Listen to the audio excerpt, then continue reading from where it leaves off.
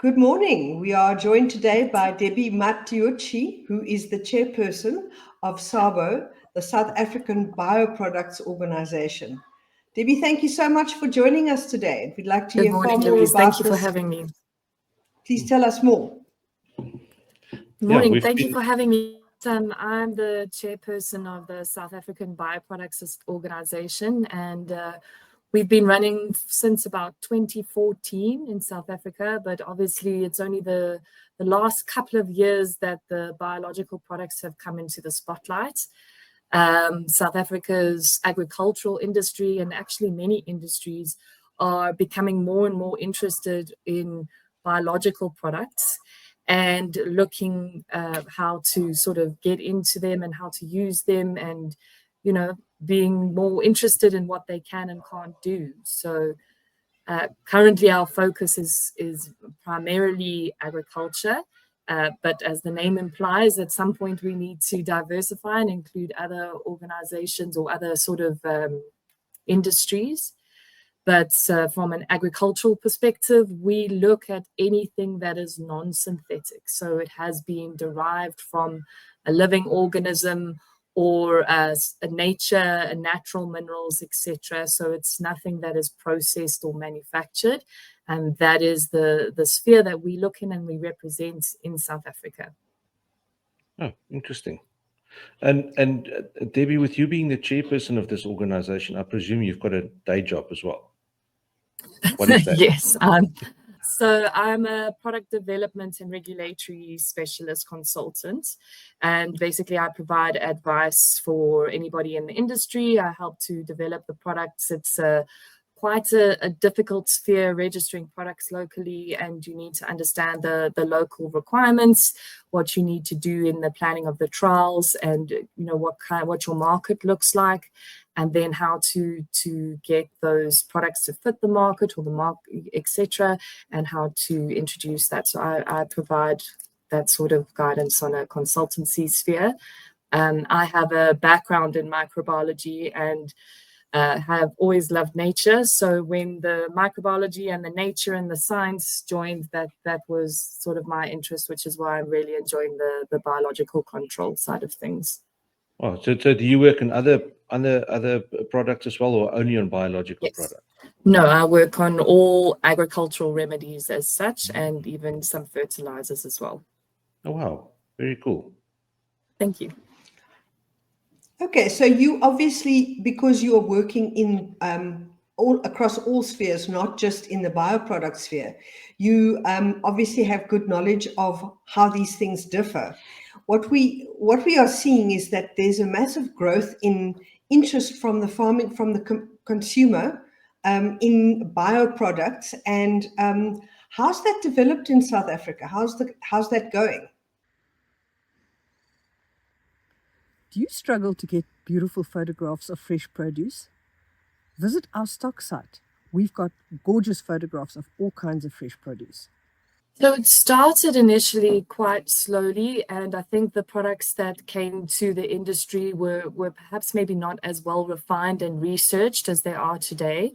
And basically in the last 5 years, we've seen a massive increase in really reputable products coming to the market that are either locally developed or internationally developed, and those have really found their way into the agriculture sector. And it's a transition now of moving away from people that maybe tried it in the past and burnt their fingers because the products weren't that good, to now realizing, wow, these products can really play a really important part in our control programs. And there's a lot of pressure coming from the consumers, coming from the retailers, to farm safer and produce products that have a lower chemical residue.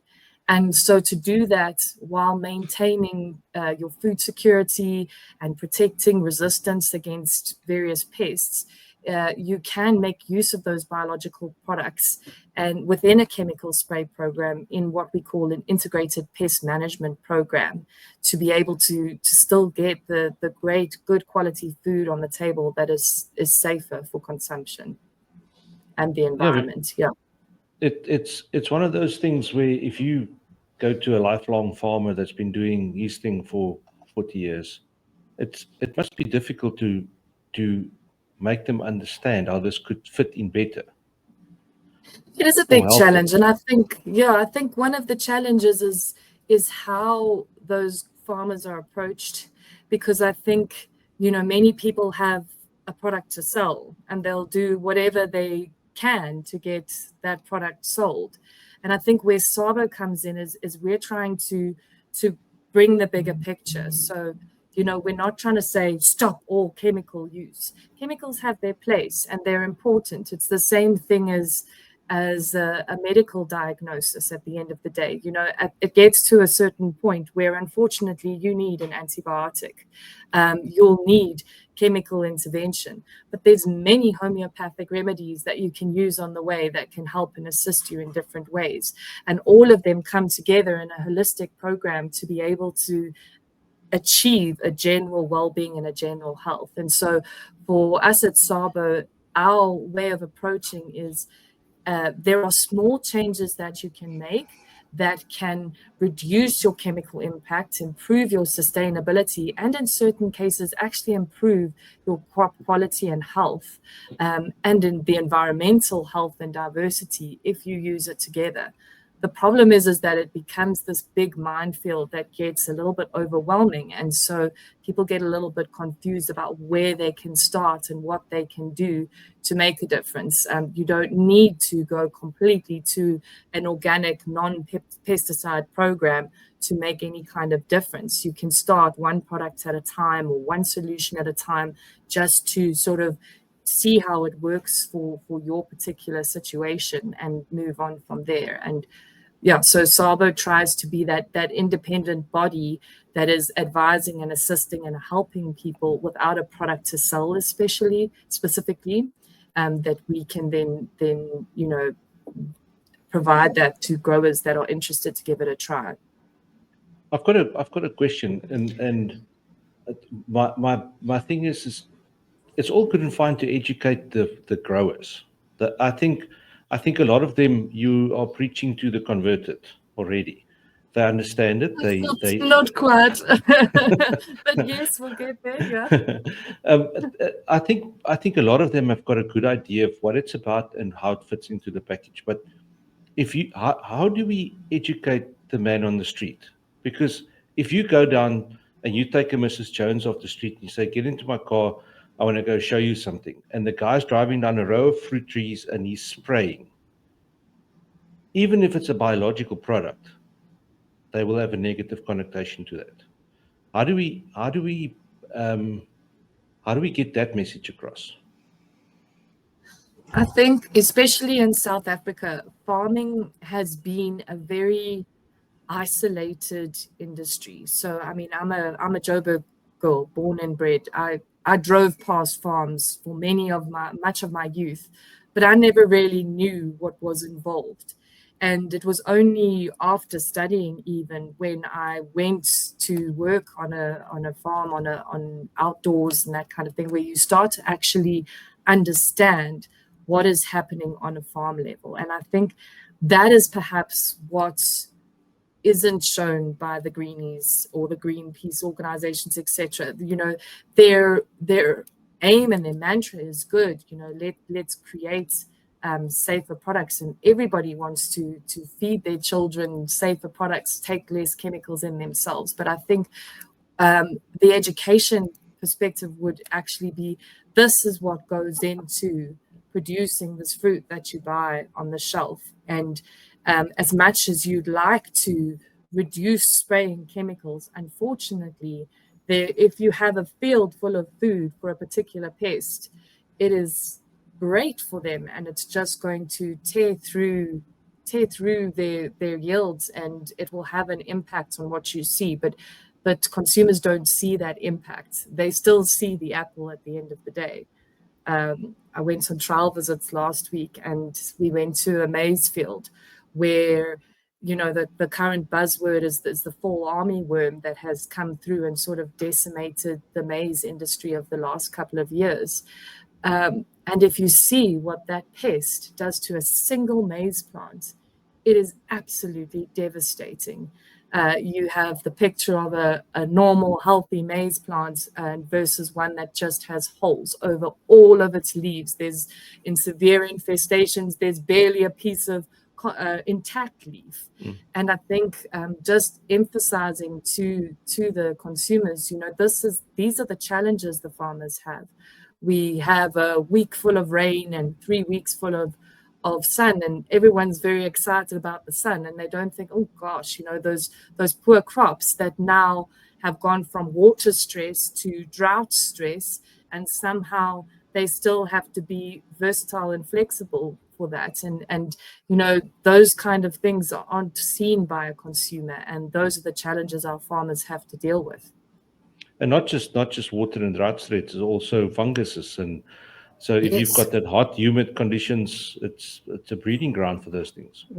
100%. And as you know, especially certain diseases at certain times, you know, there's been a lot of rain lately, and now's the time when many soybeans are flowering. So sclerotinia might be on the cards, you know. So it's once those kind of diseases are in the late blights, the sclerotinia, those crops are just annihilated by those kinds of diseases, and you know, the farmers are left with very little alternatives. This, you know, back to the water, but the last rainy season, we've had some farmers having to plant sunflowers 2-3 times. So you imagine an entire field full of sunflowers that actually can't be used because of the flooding. So the farmer has to go and buy another bag of seeds, and then there's drought and it doesn't come up again. So then he has to plant his seeds again, and it's really challenging for them out there. And I think having healthier food is everyone's goal, but it is extremely challenging to get that food on the table in the first place. Yeah, I think you're right. You know, a lot of people have no idea the amount of stuff that needs to be done. If you go to the supermarket, you put your hand out and you pick up a tomato, you put it in your trolley and you pay for it. You don't even think, where did it come from, and the effort that went into producing it and getting it there. And I think that is a huge educational challenge which lies ahead, to actually make consumers realize the amount of effort and challenges that go into producing this stuff. But I also have a question, and that is, I asked you generally on how is the uptake going on the biological products. Are there any particular industries that are adopting this more than others? Or what comment do you have? I mean, it's a general concept for all production. What are you seeing? We're seeing that certain areas of different industries are easier than others. So you'll see certain organizations like the Pecan Association and some of the table grape and a lot of the pome fruit industry uptaking things like mating disruption. Also in the citrus industry as well, mating disruption has been a really successful approach, and that is a biological approach. I don't know if you know much about it, but it is sort of confusing the pests and not enabling them to find their mate, and so then they're not able to produce and cause the further pest infestation. That has been really successful in the tree crops. We're finding perhaps a bit of a slower uptake in the row crop industry, so the small grains and the maize, etc. And I think that's based on the hectarage and the amounts of inputs that they will really have to do versus the return on investment. So obviously your tree crops are a lot higher value in terms of what you get out. So they're able to take the input costs a lot more than the row crops would. Versus perhaps somewhere like America, they're more inclined to put the trichodermas in the soil, etc., a lot easier and quicker than perhaps you would have your row crops. Okay, interesting. interesting. Also, and you can please correct me if I'm wrong. I also think the demographic of row crop farmers versus fresh produce farmers it's a much older demographic. from what I've Yes, seen. I mean, I can't really say that for certain. So Yeah. I would probably err not on commenting on that. But I would say that each particular industry does have the new generation coming through that have the success stories. I have heard various success stories in all of the spheres. Some fantastic potato growers, coming out of the Potato Growers Association, our meetings with them, some really interesting things that they've started doing. Some I've heard of maize and soybean intercropping, which is also a fantastic sort of integrated pest management response approach where you can have sort of just a tractor width of maize and a tractor width of soybean, and all of a sudden you're not messing too much with the final output, but straight away you're getting rotation within your same field. Those are fantastic ways to do things like that. Are there people farming like that at the moment? I've heard of it. I've not seen it done a lot, but I've heard of that, and it's a really interesting approach from my perspective. Down in KZN, you've got rows of bananas with macadamias. So that's, I think, while they're waiting for the different trees to grow, etc. But it's a fantastic approach because you have completely different weed spectrums coming through on those types of plants, and that enables you to control those different weed spectrums slightly differently. And it also is, very good for the soil, just maintaining that crop rotation in different ways. So yeah, that it's definitely coming, and certainly in the last, like I say, 5 years, the uptake has been really good. The market is growing really quickly as more and more people understand what it is and what's involved. So I'd like to challenge your point of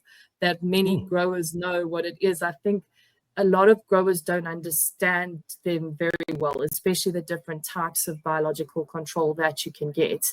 And many are scared. They're scared to get crop failure, and many biologicals have also been expensive. The ones that you get the lower, the ones that have been around for a long time that perhaps are lower brackets, and you get the new ones coming to the market that, just as with any chemical pesticide that's new on the market, comes in very high, and that they don't see the need to be spending their money on that kind of thing. It doesn't seem to warrant their investment. But I've seen some fantastic results with biologicals. You're talking about 6-8 weeks without a chemical spray at the end of a table grape program, and just getting fantastic control of powdery mildew, downy mildew, and botrytis. And it's just, it's fantastic to see, because obviously the earlier you stop the chemicals, the less there are in the fruits at the end of the day. So yeah, it's really encouraging to see the kind of interesting products that are coming onto our market nowadays. That sounds fantastic. And there is such a call for going more and more green and more natural and biological. So it's really good to hear that you are having success with a crop which is quite a tricky one to grow, which is table grapes. It's a difficult crop to grow. We work a lot in the table grape industry, and we actually do see the biological stuff. We actually see the stuff. Something I wanted to ask you, on your website, there are 2 categories of bioproducts. There's biocontrol agents, which we've been speaking about, and then there are biostimulants. Maybe you want to tell us a bit more about that, the difference between the two, and what are they and what do they do? So from the biocontrol perspective, that is anything that is, as the name implies, controlling any pest.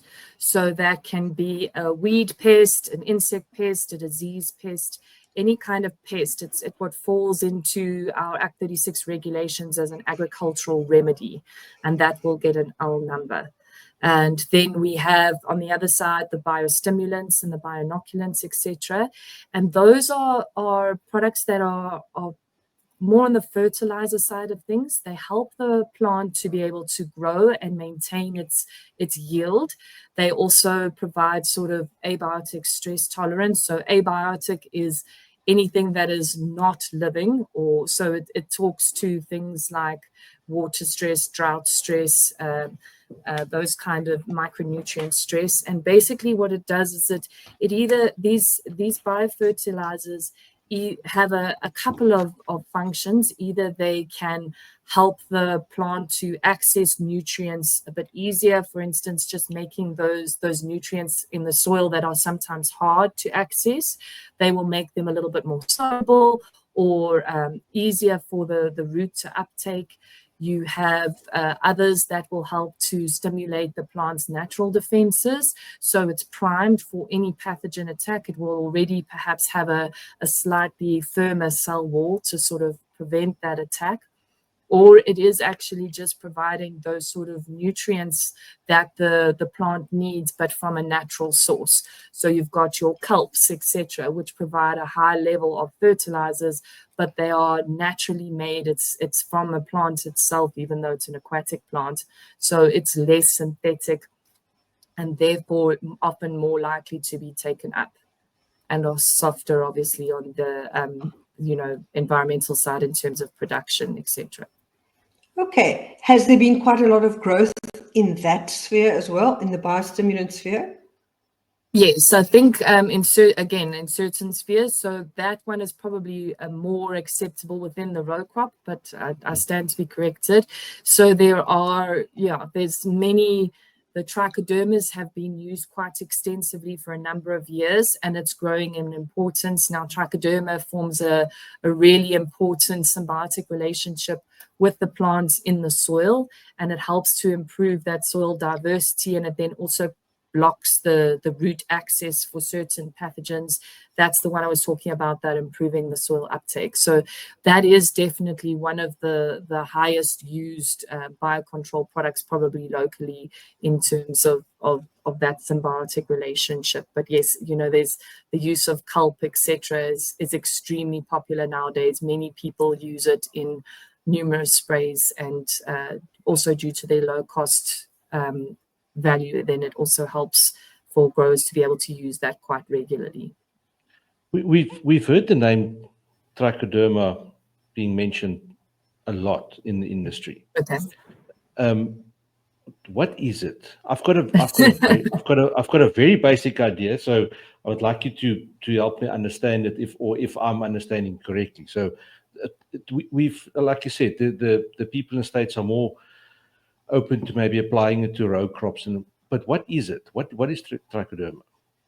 So it's a fungus, and there's many different species of it. So obviously, with your microorganisms, you've got a genus, and the genus name is Trichoderma, and then you have a number of species. You've got Hasianum, Atraviridae, and Aspergillus. Ooh, let me check that one quickly. Hold on. While we pause.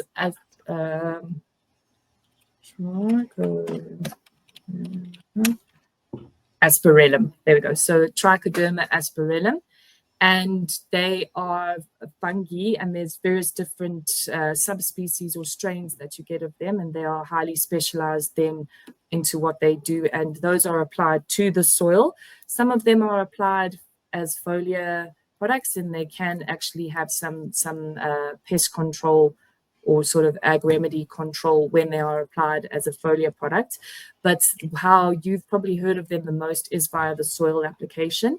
And they are very commonly present in our soils already. But soils that are farmed intensively lose their natural biodiversity. And one of the ways to best improve that natural biodiversity is through adding trichoderma, because trichoderma is the one that I mentioned that goes and associates with the roots of the plant and sort of increases, it attracts other microorganisms that are healthy. It repels microorganisms that are trying to access the roots, just by its sort of natural competition. And it's solubilizing those minerals. So it forms sort of like a net between the root system. And it doesn't harm the plant itself. It actually just improves its growth and its yield at the end of the day. So it's a symbiotic relationship. And this is something that's been around for millions of years, and it's just always It's been there. naturally present within the soil, so that's what's fantastic about it. You know, there's people that can isolate it within their own gardens, so it's there. It's just harnessing that and adding it to a field that's been intensively farmed and perhaps lost its biodiversity. Okay. Okay. Interesting. Debbie, I think it's quite important that you tell us a bit more about the Bioproducts Organisation, because there must have been a reason for its establishment, and you know, why was it established, and what are the benefits of membership? So it was established in 2014 as the sort of industry grew. I'm not sure if you're aware of Lisa Kirsten, who is a very important lady at one of our universities, but she's also the head of the African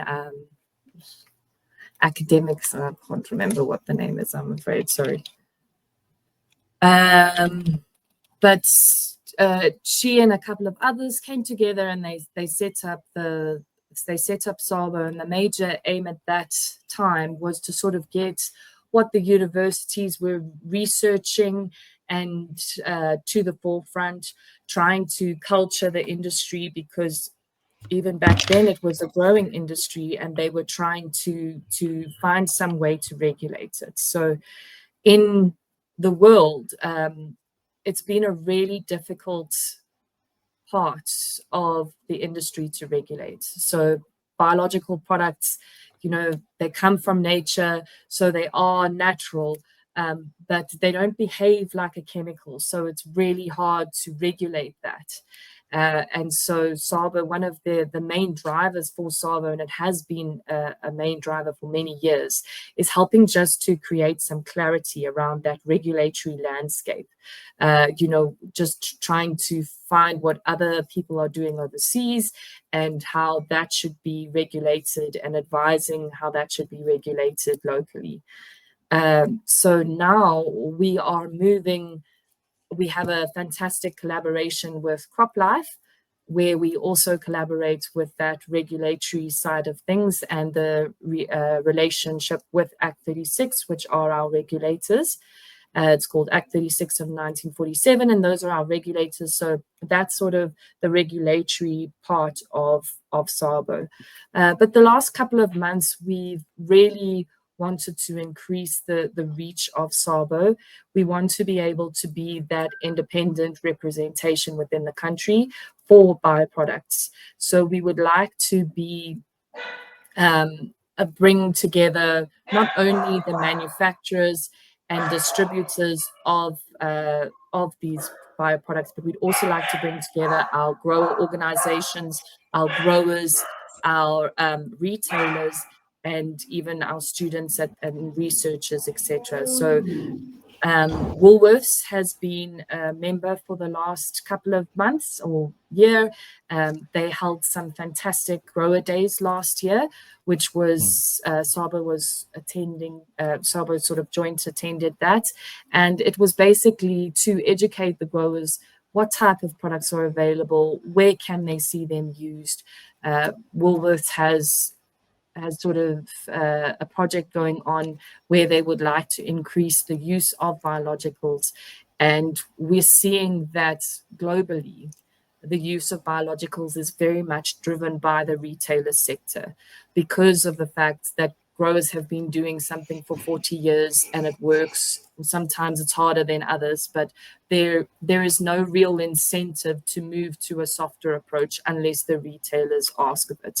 So you know, it's a challenging one, because we've discussed how hard it is for them to farm, but at the same token, we need to move to a more sustainable approach. We need to be softer on our environment, and we need to have safer food. So from a SABO perspective, we are trying to make that easier by providing our growers a platform to say, this is what we need.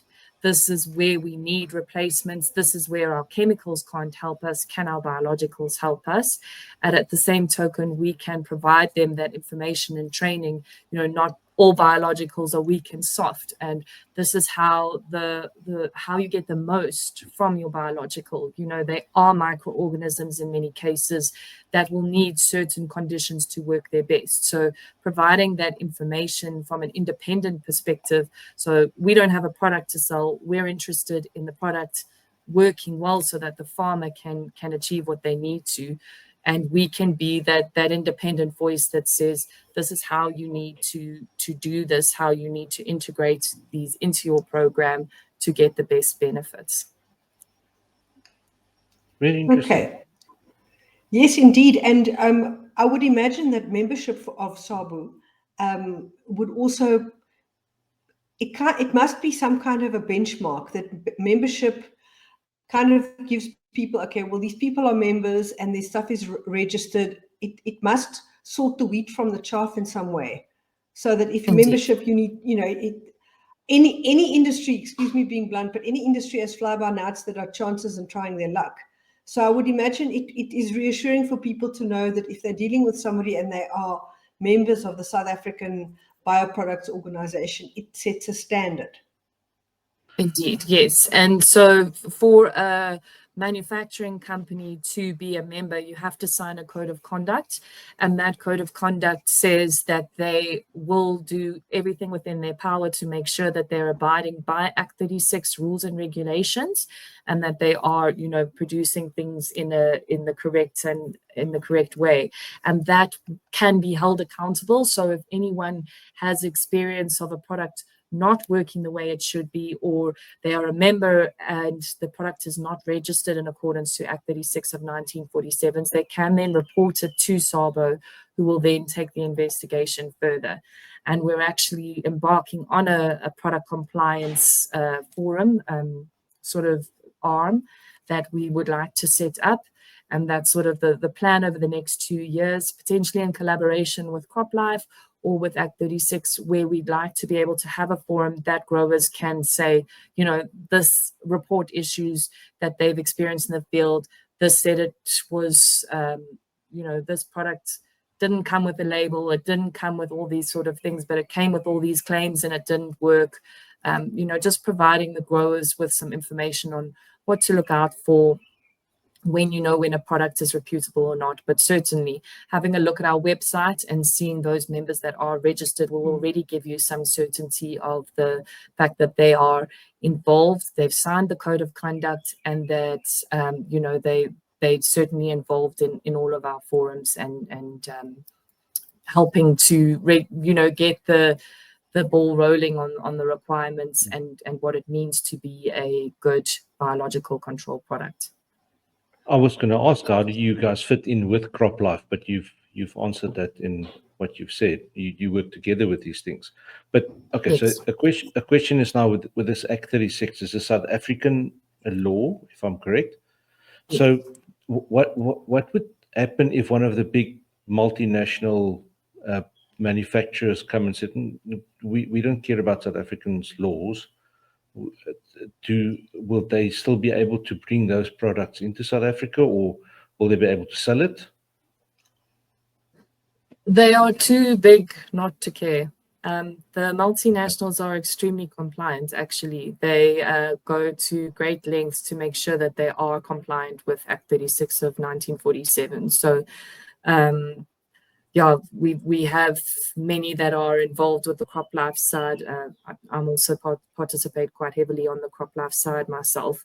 And from the biological side, as they are getting more biological products, they are also then moving and being more active within the SABO forums and groups as well. Oh, wow. Great stuff. So is there anything that you... I'm just looking on your website. Sorry, Dewald. No, go for it, go Louise. ahead. No, you go. I'm looking at your website, at the members on your website, and I see, as you mentioned, that the Woolworths is the only Woolworths is here as a retailer, and it's the only one here. So hats off to them for being as involved and joining you guys. Yes, Quibus Pina from and Woolworths there are very big names here on this list of members. Yes, when we're very proud of them and we hope to grow Yes, them. we've been trying to get him for a podcast for some time. Oh, really? Quibus, okay, well, I'll mention to him that Yes. you're trying to get him. He's a very busy man. We'll try some he's more. got some. Yes, He's I know. got some fantastic. He really is a fantastic voice. Should be heard a lot more than he is maybe already even. But yes, I think it's to do with our retailer structure in South Africa. Why there's not so much from that side. Many of our retailers purchase from other places, so the South African fresh produce market, and as a result, they don't really have much space to dictate what their growers do. Versus Woolworths doesn't do that; they source directly from growers, and that's one of the reasons why much of their fruit and veg is fresher for longer, is because it gets to the shelf quicker than most other retailers, and as a result, they have a bigger say in what they're expecting from their growers, good or bad, but that is where it stands. And so, if they would like to have a more sustainable, less pesticide, lower risk, they will request that of their growers. But that goes hand in hand. It's important to listen to the growers and find out what they can achieve, because it's wonderful to say to everybody, we don't want to have pesticides, but then you're going to have entire industries collapsing. Food security will collapse, and farmers won't be able to hire laborers, so then people won't have jobs. So it needs to be a transition process. It can't be so black and white. You would have heard the EU farm to fork, big Green Deal sort of didn't really make it to the table at the end of the day. And that was because the growers stood up and said, we can't actually achieve this. And so it's very important to understand what is possible and practical from a grower's perspective, knowing that they're already spending a lot of time and effort on their input. And so it's important to try and find tools that help them, not make it harder to get food on the table. On the international front, and I'm pretty sure there's organizations like yours internationally as well, other countries. How active and different are they in enforcing these kind of things? Not enforcing, but to get these things to be a normal standard for the growers on that side?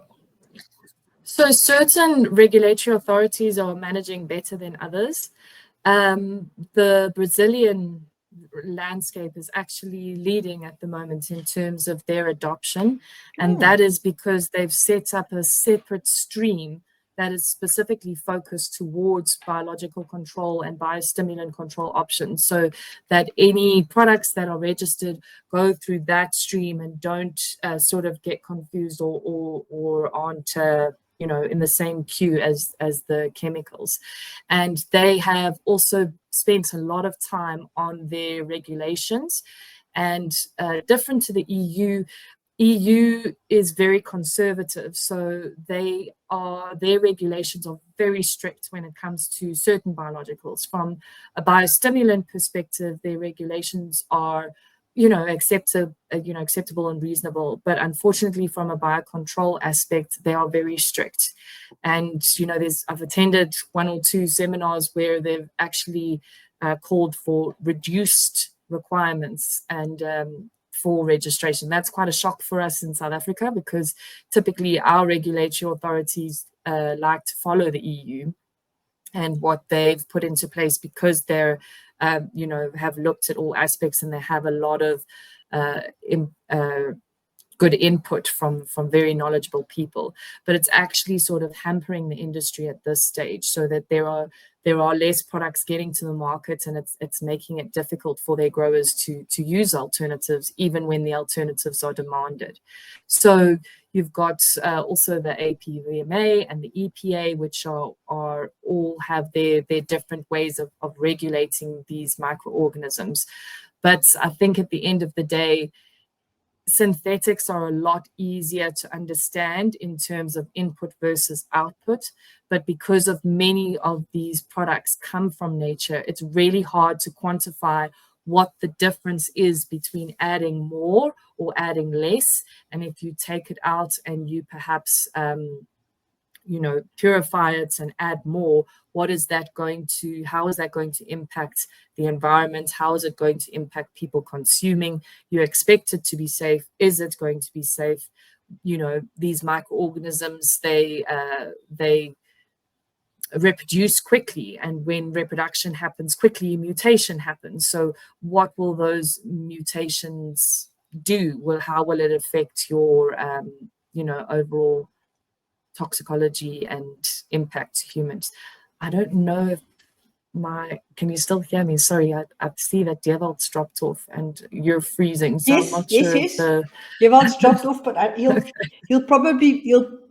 No, we can hear you fine, and you're doing a great job. Dewald will probably be back shortly. Okay. So very, very right, interesting. No and something. Okay.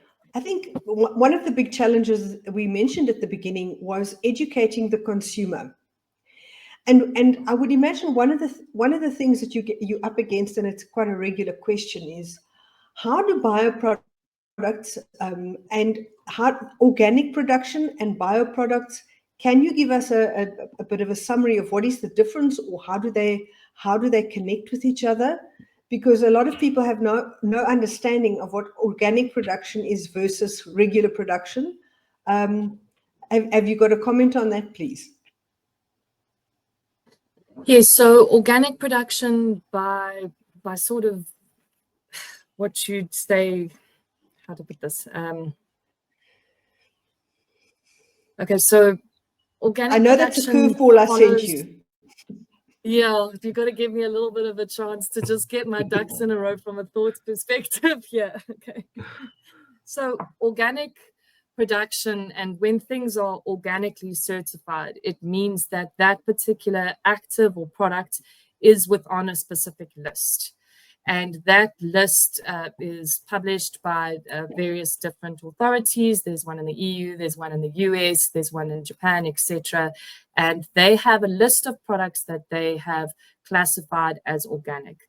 And so the first point is that your product has to be on that list. Now, it doesn't only mean it's a microorganism. It can be things like sulfur and copper. It means that it's produced in a specific way and that it is not synthetic. So it does fall within the bioproduct sphere. So it's, but it can also just be, things that are minerals. So that then needs to be certified. It means that you have to have a clear view on the manufacturing process, and that has to be audited and followed. And the formulation process has to be audited. And then once that has been audited and checked, it gets the stamp of an organic product. And then an organic farmer is a farmer that only uses products that have been stamped by or as organic. And so that is the process. And when those are exported, then there will be various agents or even local agents that will check that all of their inputs have been considered organic. Yes, so biologicals can then typically be certified as organic, but they may not have gone through that organic certification process, but it doesn't mean they are not organic. It just means so that it's just the difference between whether they've been stamped organic or not, and then how they are used. So they can be used within a conventional chemical spray program. The food at the end of the day will not be certified as organic. But yeah, as I mentioned, it can be stamped organic or not, because by nature they would be considered that. Okay, very interesting. So in the trials and things that you are doing, is there anything that you are seeing at the moment that you're allowed to mention, or you probably don't have to mention a product's name, but things that are things that are really interesting that you are very excited about? Is there anything like that using? Yeah, I think I alluded it earlier, but I just think that the fantastic way that they can be used together, the pesticides and the biocontrol products, I think is really exciting. The way you can use them within a spray program. So, there's no point to try and come in with a soft approach and expect to, challenge a giant.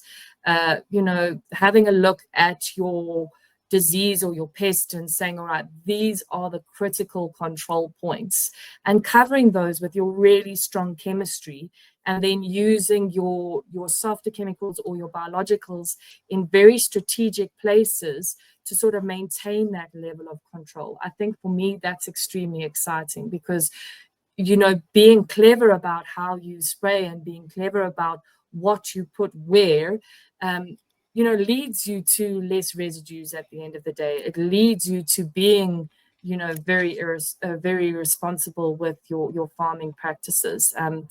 We've started a monthly webinar series, and our first one was run by Alex Hall, who is the director of a sustainability company. And he gave some fantastic tips that just were practical, low-hanging fruit of just nature doing what nature's supposed to do. He said how you can install an owl box and a bat box on your farm, and straight away you have a natural rodent predator. You have, yes, we know bats all go for mosquitoes, but they also go for moths, and many of our moths are causing worms that create mass amounts of damage. And here you are just encouraging nature by putting a box up. You give these animals a chance to breed and just be present in nature a lot easier. And all of a sudden you have something that's just causing and controlling things naturally, which for me is just fantastic. I find that extremely exciting, just to let nature help us, do what we need to do. There was an interesting presentation at the CRI symposium last year, where there was a bat expert that came in, and they did tests along the Limpopo River that there was nearly, I might be screwing it up, I think double the amount of species of bats present over the citrus orchards versus the river, which was literally down the road. Wow. Because there was much more insects to feed on. Where they've actually done, they've put cages up around certain trees where bats could go in, where bats couldn't go in. So they kept the bats out, but the insects can obviously go in. So then they checked the pressure of the pests in those cages versus the trees on the outside, and there was a big difference. So clearly bats has got to play a major role in orchards. So I asked the question, what about bat boxes and colonies competing and all this kind of thing? So one of the tests they're going to be running this year is how susceptible bats are to spray programs. Does it affect them? They're going to put up bat boxes. And he says, unfortunately, we have to do it to test it. Put up bat boxes in orchards and let the growers just farm it like normal and see if those chemicals have an effect on those colonies in the orchards. And that would be fascinating to see that when it's done. And I think that is something that we'd like to understand more, is just the impacts that the various spray programs have on what's happening naturally. Because if nature was able to control it efficiently, it would be controlled. So the point is it's not, and the reason is because we're intensively farming the same crop for large areas of space. But we need to understand how we help that in a way that helps nature as well and doesn't just mess up the balance that could be there that could assist. So really just to supplement it instead of interrupting it. And I think that's something that we could do with understanding more about. Fascinating. Louise? Yes, I would like, kind of my last question I'd like to ask you is, what is the biggest challenge in educating the general public in South Africa, if you had a message to say to the general public about bioproducts, what is the thing that you would like them to know? What is the biggest takeaway that you would like people to know? Or an idea of how to get the message to them. Yes.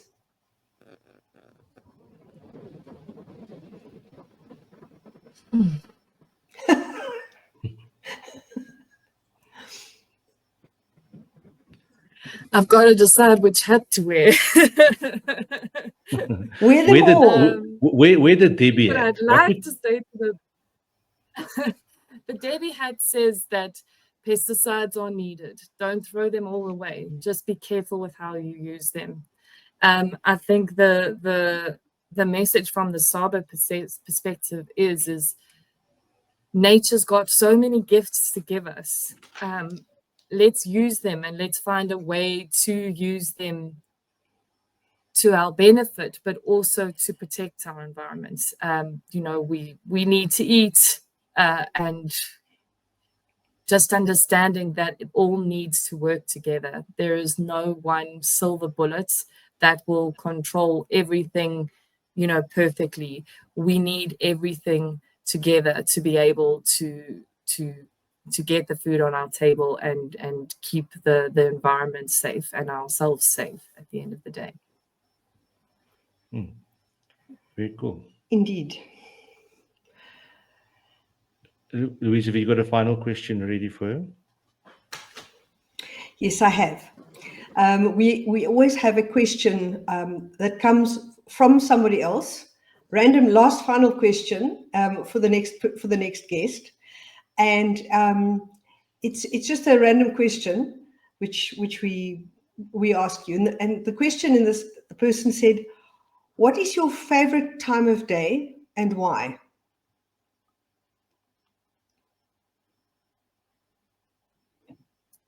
I would say it's waking up on a Sunday morning because I'm usually woken up by my son, and I don't set an alarm. I don't have anywhere to rush. And he comes bounding into my bedroom and jumps onto my bed and gives me big hugs and tickles and all sorts. And it's just happy. But that's probably not the business side I'm supposed to talk about. It can be anything. It's all good.